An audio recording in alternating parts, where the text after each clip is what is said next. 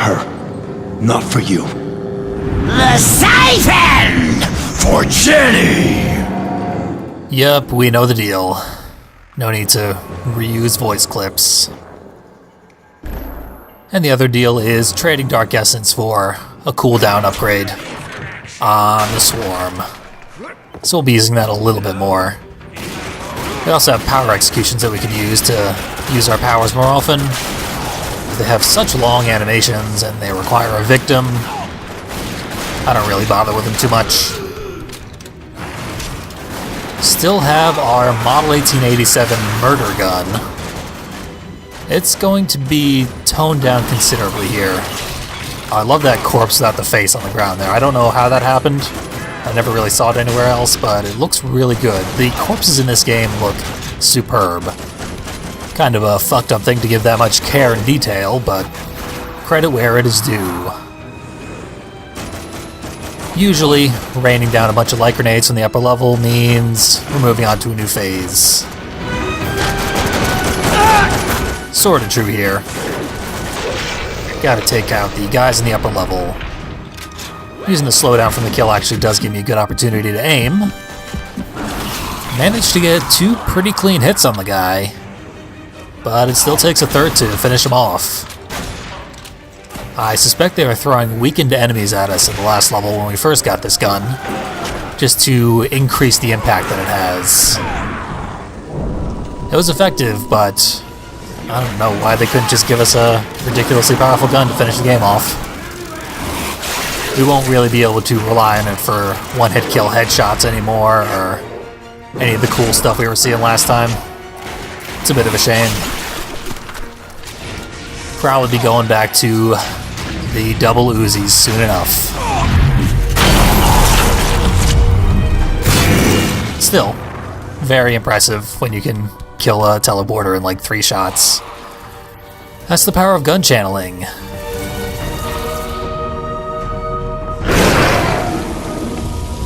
It's daylight in the manor, and it's all torn to shit, so we'll be afflicted by sunlight pretty often. Can't even really enjoy all the cool doodads they left around, like globes. Okay, managed to interrupt our destroying of this pillar. I guess that's a mechanic.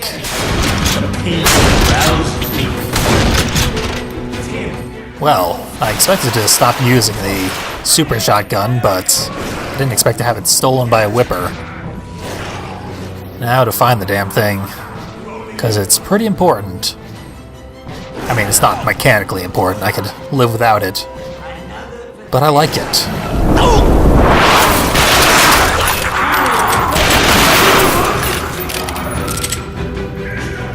There it is. Easily could have been lost forever. Still a good compliment to the double Uzis. Long range accuracy versus just a spray of bullets. Clearly the long range accuracy comes in handy around here, because we've got all these broken down walls that we can shoot through, as the enemies like to hide behind them. And our first relic is another one of those goddamn torture devices that the game loves to describe so much.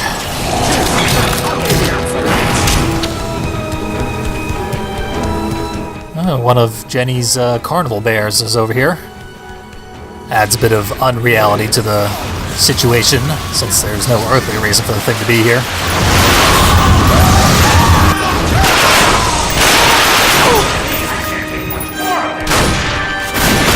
The enemies seem to have themselves a bit of a hard time navigating this area, so I can hardly be blamed for experiencing the same.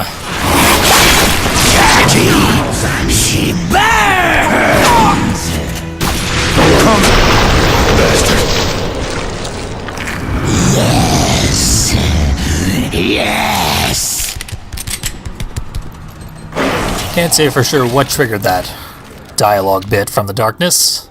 Normally it doesn't start talking until after all the enemies are dead, but the timing ended up working out.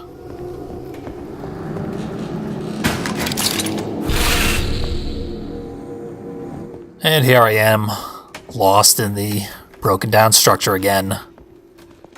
Going back the way I came accidentally. Nope, there's a tiny hole in the wall just ahead. Can't say why they had to make navigation so difficult in this game. One of the only linear games where I ever have to rely on hitting the select button all the time to get the hints on where to go next. Even in this room, I am lost again as to where I'm supposed to go.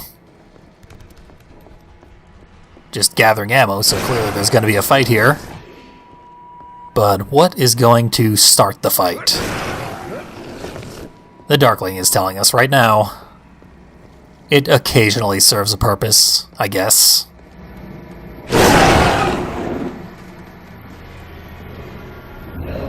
Oh, Jackie. You know your father was obsessed with the darkness? Built this home on sacred ground, filled it with darkness relics. He meddled with things he didn't understand. His pathetic attempt to control what he could not. What the hell are you talking about? He never told you, did he? No. It drove him insane before you were old enough to understand. He reached out to us many years ago. He'd heard of the siphon and was desperate to find it. Your father wanted a cure for the darkness. He wanted a cure for his little boy. Isn't that sweet? Bullshit! He promised us the darkness if we found the siphon, Jackie. It took us almost 2 decades, but we found the siphon. Now we're here to collect his debt to us. Now we have the darkness, and this world will burn and kneel before its true God! Keep clinging to what little dark essence is left inside you. I can sense it leaving you as I speak. Even if you survive this, I just have to wait until your batteries run out. Please take care of our little friend here. When he is broken, bring him to me.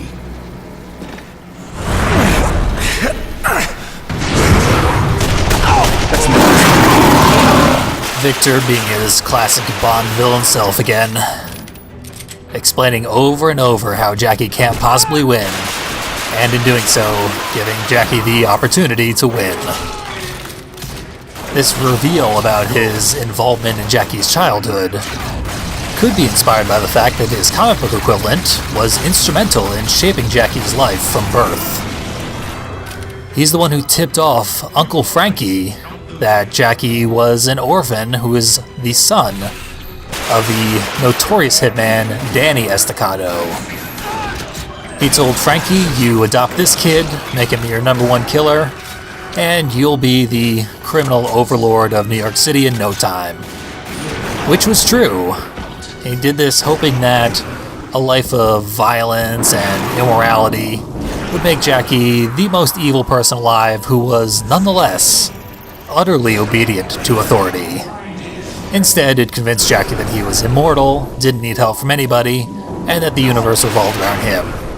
Thanks to a combination of poor writing and the darkness itself, he was pretty much right.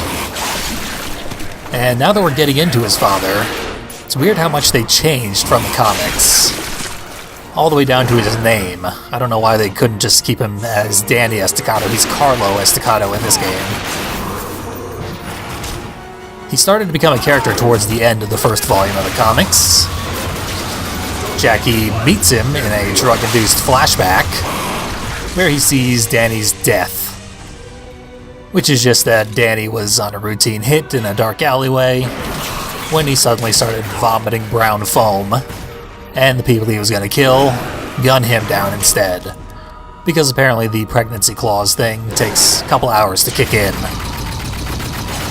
Danny also appears to Jackie after Jenny dies, as a ghost, and says, hey, Jenny's soul is here in hell, you should probably come on down here and save her.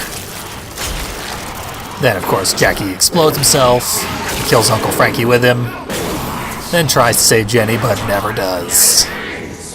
I'm pretty confident in saying that that plot point definitely inspired part of this game, though. The only difference being, of course, that the darkness is the one who told Jackie about Jenny being in hell this time. So it's kind of funny that in the comic books, the darkness is not a character. It does talk to Jackie on his 21st birthday when it's first emerging. Just says some cryptic stuff, ends every single sentence with the word Jackie. But after that, it never speaks to him.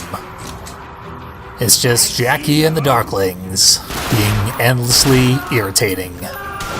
So that's an excellent change that the game's made, giving the darkness a concrete personality. Its motives are a bit hard to follow, and sometimes very contrived. Like it'll just decide to do things based on random happenstance. But whatever, it's a deity of pure chaos. It can be a bit hard to understand.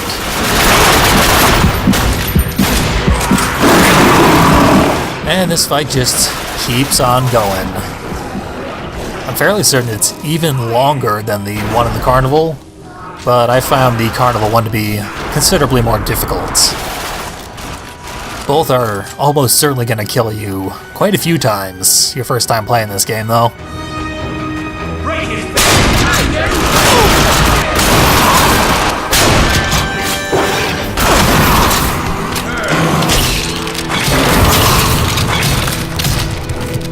That was the last of them, though.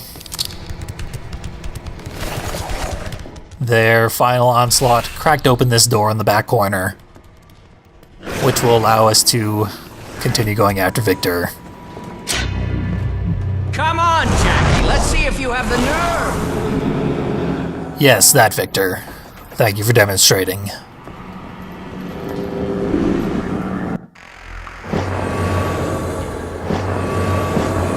Now here is where we get the gun kata upgrade.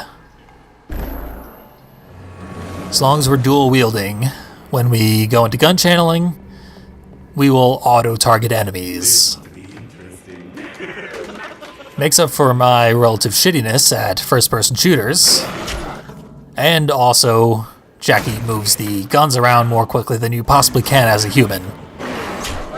So, he just is gonna kill everybody for us. And since we can also shoot through walls, gun channeling is now apocalyptic for the foes. It's gonna be a slaughter every time we activate it. It's ridiculously overpowered. If there had been another Darkness game, they certainly would have nerfed this like they did the Black Hole in this game. The game literally plays itself anytime we hit gun channeling.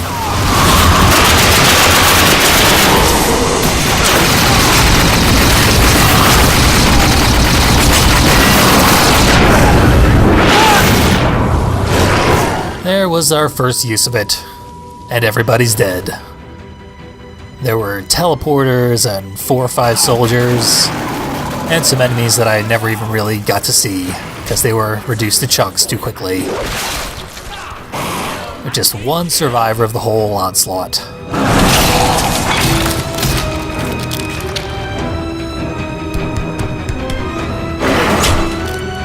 Don't give up now, Jack. Still weirds me out that Jackie's childhood home is such a gigantic mansion.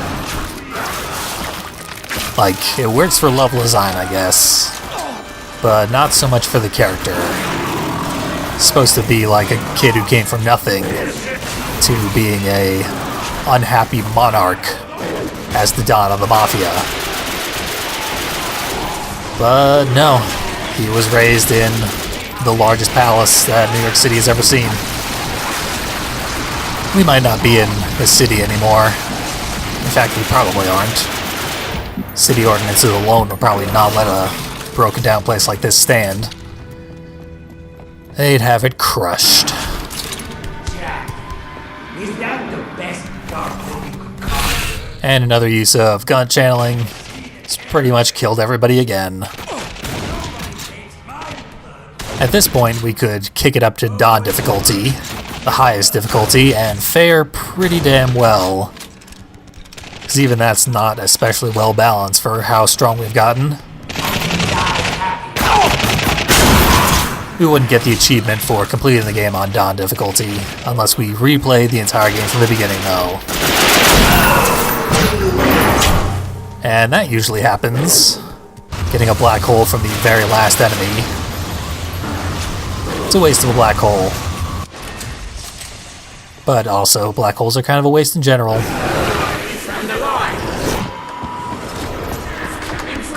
So there's that hallway that you can't get through because of the light.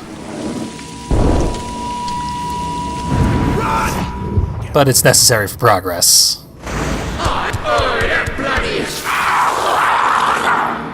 As the Darkling demonstrates over and over. Seems like they could have done that a little better. Rather than embarrass the Darkling, who's embarrassing enough to begin with. It's too late to stop! Can we go tear someone apart now? We don't get any head start damage on Victor by shooting him here. Gotta wait for the fight to start proper. Surrender or die, Jackie! You're done, Jackie! He can get a little head start damage on us, though. Unfair as that is.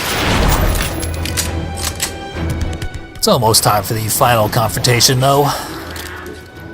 So they're gonna arm us up, of course.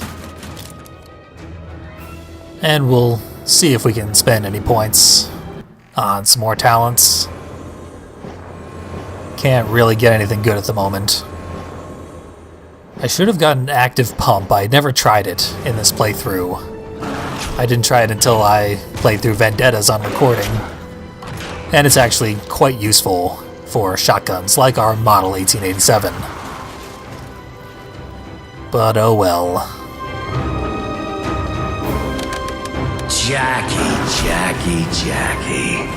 This charade has gone on long enough. This instrument wasn't only designed to contain the darkness, it can also destroy the host. Truly destroy the host. Yeah, that's why I'm gonna rip you apart and take it. And what then? What would you do with it? You're not thinking about giving it to the darkness, are you? Do you have any idea what would happen? You know, I could tell you, but it'd be easier just to show you. Your death awaits you again! Before we fight Victor, we'll get the relic stashed in the corner. Wouldn't want to forget about that. Then we'll fight his ads, I guess. Because Victor is what I would describe as a missed opportunity. He's basically those times that Bragg harassed us in the funeral level. They took those and made it into a boss fight.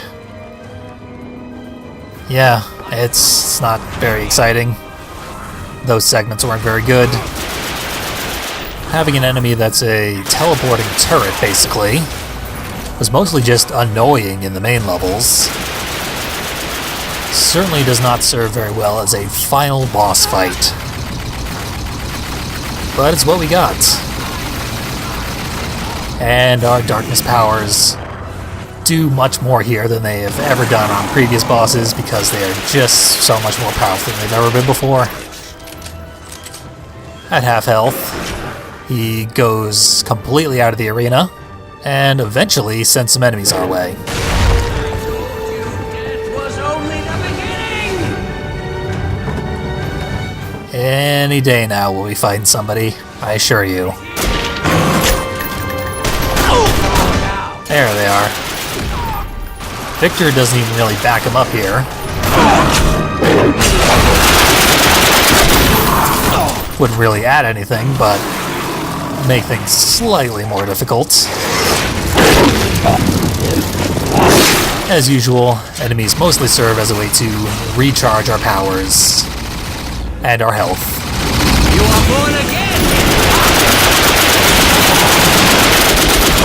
I'd say Victor in general, just as a character, is quite disappointing. His design certainly implies a long and interesting life. He walks with a limp, with leg braces, his face is burned to shit, his hair is mostly ripped out. He seems like he's seen some shit. It really doesn't affect the way he talks or acts at all. He certainly doesn't demonstrate any sort of wisdom, because all he ever does is act like he's already won, which constantly causes him to fail. And we certainly never learn what he went through to get so fucked up in the first place. So we're just left with this kind of impotent nothing of a character. Doesn't even do anything interesting enough to make you hate him like Paulie did in the first game. Release the...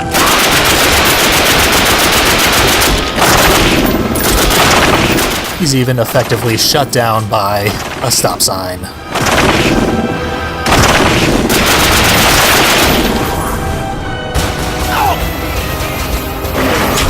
Once I'm done playing with him, I'll just pretty quickly shoot him down.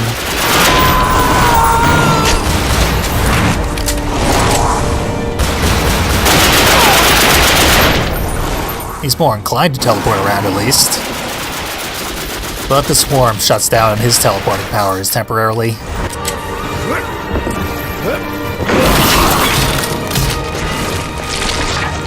So he's down to about a quarter health, which makes him do the thing that didn't work when Peevish did it. So I guess it was worth a try for Victor as well. Maybe if he had more actual darkness powers like our own, that would be something.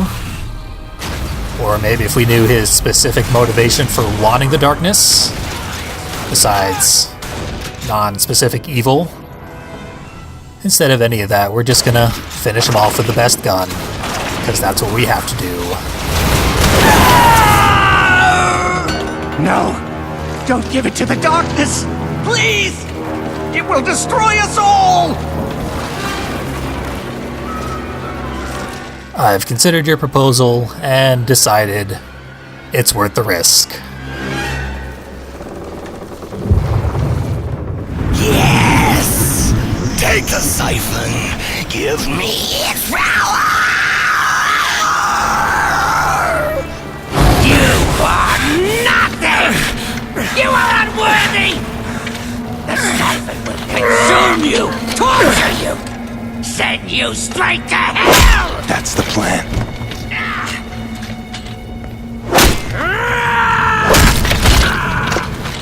So, this is the one thing that can kill me.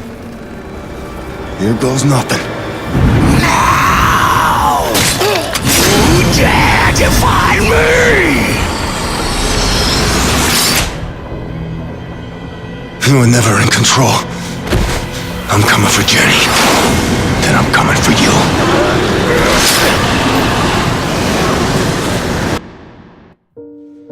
Jackie sleeps.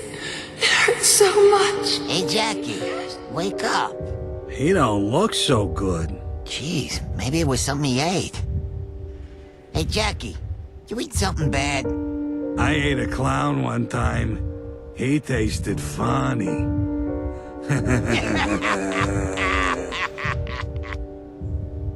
No, goddammit! This isn't right! The siphon killed me! I should be in hell! They say the definition of insanity is making vaudeville jokes. They being the writers of this fucking game. Every time we go to the asylum, we hear a few more cheesy one-liners from the inmates.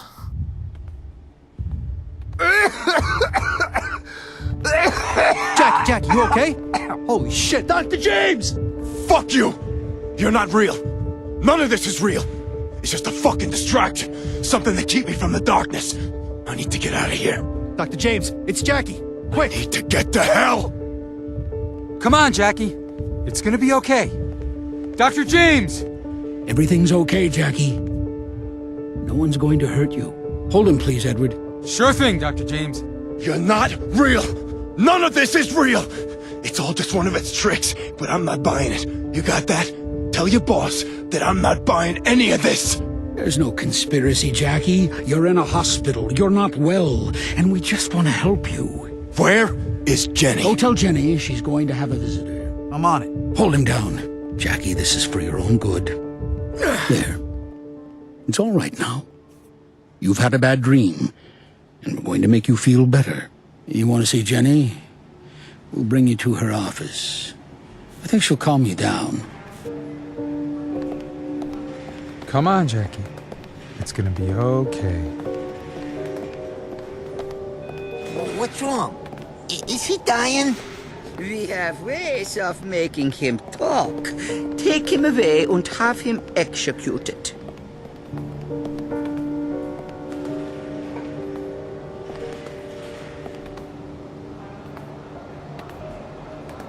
Is everything okay here? What happened? No. No fucking way. I just killed you! Doctor, I'm afraid Jackie is experiencing severe withdrawal from his medication. He says the darkness is back talking to him again. He thinks he may be in hell. You're not a doctor. You're the head of the Brotherhood. And you're dead. It's okay, Jackie. You've had an episode. The voice you think you hear is just your brain playing tricks on you. Bullshit. I just watched you die. Jackie, listen to me. It's important. Do you hear the darkness now? No. It went quiet. Good. I think the sedative's having an effect, okay? Let's take Jackie to see Jenny, please. Because of these asylum chapters, almost every character in the game plays a dual role.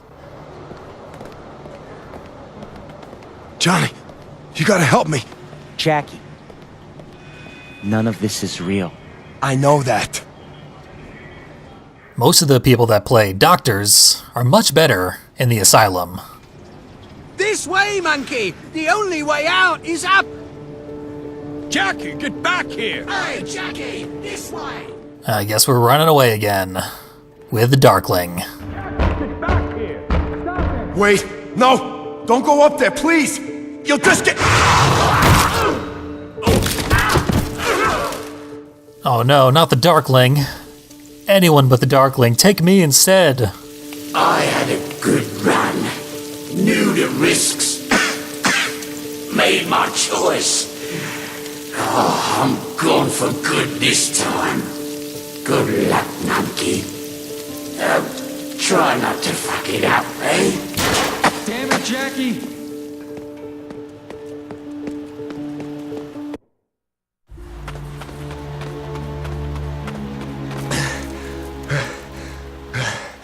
Okay, Jackie.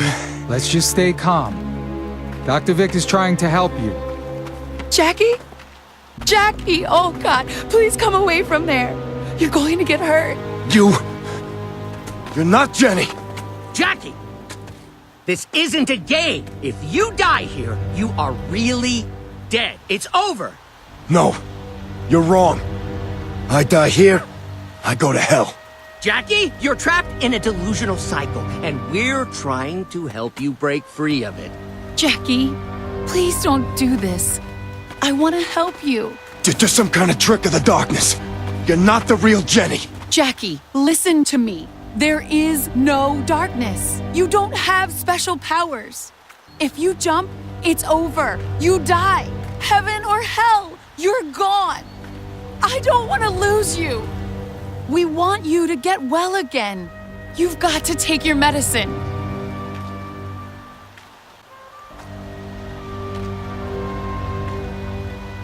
Don't you want to stay with me? We've got another decision to make. And even though I have nothing to live for without the Darkling, I've seen Jackie kill himself a few too many times at this point.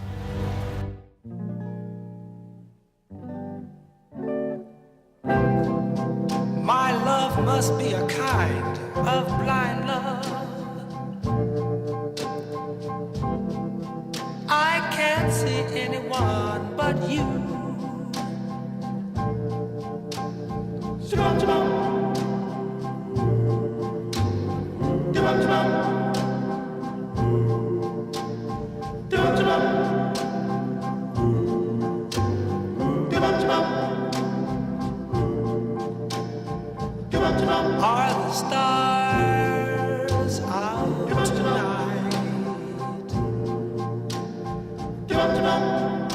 I don't know if it's cloudy or bright. I only have eyes.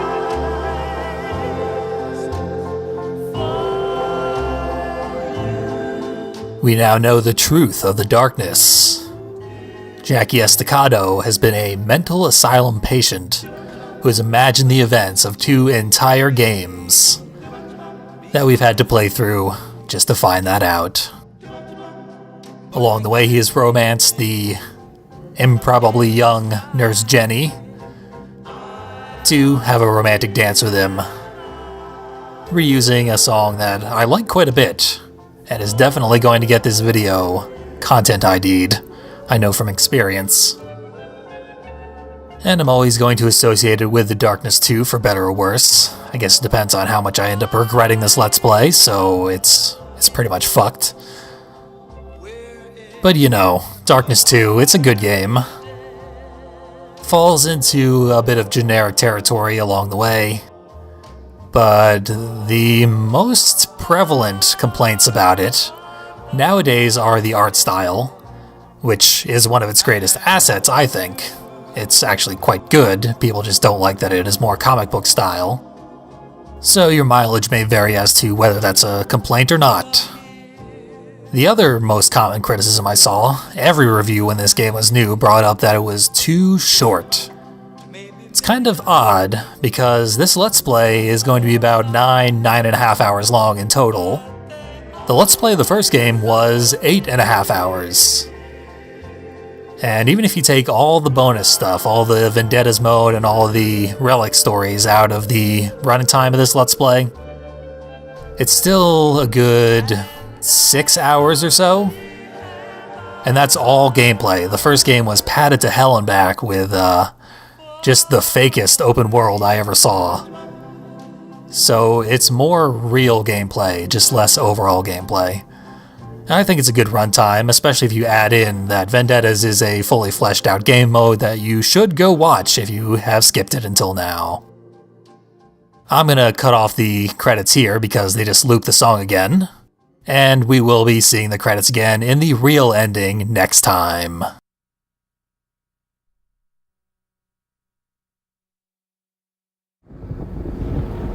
You can't tell by looking at it, but this simple strip of iron is one of the worst torture devices ever devised. It's one of the 12 infamous purification rituals used by the Brotherhood the first time they ever tried to steal the darkness. The Brotherhood simply referred to it as the Fourth, but over time it earned the name the Silent Night. It's easy to see why. Long time ago, the Brotherhood stole a darkness host at birth. They then raised him as one of their own, only to torture and kill him in an attempt to force the darkness out. This strip was forced into that unfortunate host's mouth, keeping it open. It was then wrapped around his jaw, leaving a slit where his tongue was inserted. The gag was then slowly tightened. The first thing it did was slice off the host's tongue. But then the gag was tightened further, and it completely shattered and dislocated his jaw. You think that's horrible? Keep in mind, the host had yet to manifest the darkness. He didn't know what he was. The Brotherhood had raised him since birth to believe he was one of their own. Imagine, the only family you've ever known, subjecting you to the most painful, degrading acts they can imagine, and they don't even tell you why. I don't want to sound like I'm going soft, but it seems to me like that'd be the worst torture of all. Anyway, the darkness manifested right as the host's jaw snapped. They say it killed every person within a league of the Brotherhood's monastery that day. Then, the host vanished, never to be seen again. Hell, we don't even know his name. Ooh, the Deceiver's Grasp. The third most infamous glove of all time, right behind the sparkly one and the one that didn't fit. The Deceiver's Grasp was designed to be used in conjunction with the Abysmal Maw. If you don't know, the Maw was a mystical hand cannon that shot pure hellfire, but consumed the user's soul in the process. It only took a few thousand damage before someone got the idea to protect themselves from the Maw's side effects, and so the Deceiver's Grasp was forged as a sort of damnation contraceptive for your hand. Current theory holds that the Brotherhood created the glove, which would make sense, since it employs a rather nasty bit of transference magic. See, when laced with the blood of another living person, the glove allows you to wield the Maw without having your soul burnt away, whereas the poor sap whose blood you used will spend eternity cozied up beside the fires of hell. Come to think of it, a better name for this thing would have been the Asshole's Bait and Switch, or My Slimy Brother Ted. It doesn't sound as ominous, I admit, but it's just so damn accurate. Wow, okay, shit, where do I start? What you got here is the first. As you can guess by its name, this thing goes way back. Like, way back to the beginning. You're a good Catholic boy, so I know you remember the story of Cain and Abel, how Abel was like, oh, God loves me, and Cain was like, jealousy, wham, and killed him with this. That's right, you're the new proud owner of murder stick number 1, so congrats, I guess. Now, the story goes that God was so pissed that he marked Cain, set him walking the earth forever, unable to die, but that's only half true. See, Cain brought murder into our world, back in when it was, still new and teeming with free-range evil. This made him a target for certain dark influences, if you catch my emphasis. Even if Cain was a brother-murdering jackass, God wasn't gonna let the darkness run a train on him, so he made Cain unkillable. As you know, the darkness deals in death. If Cain couldn't die, the darkness couldn't take him. Not a bad move on God's part. But God doesn't just hand out free prizes, especially for murdering your brother. So he set Cain to a task, cleaning up all that leftover darkness from before creation. Unfortunately for Cain, unkillable did not mean immortal, but that's a different story altogether.